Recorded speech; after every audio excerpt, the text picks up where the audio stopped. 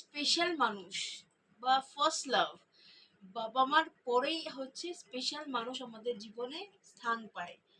সবার লাইফে স্পেশাল মানুষ আসে এবং থেকে যায়। তো ফার্স্ট লাভ যখন আসে আমাদের জীবনে, একদিন না একদিন ফার্স্ট লাভ আসে সবার জীবনে এবং স্পেশাল মানুষের আগমন হয়। তো সেটা ফার্স্ট লাভ কারোর জীবনে স্থায়ী হয়ে যায়, আবার কখনো চলে যায় এবং থাকে না।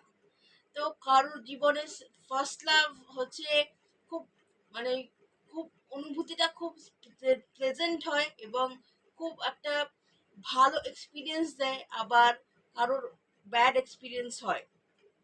কিন্তু স্পেশাল মানুষ, আমি একটা কথা বললাম প্রথমে যে বাবা মার পরেই হচ্ছে স্পেশাল মানুষের স্থান।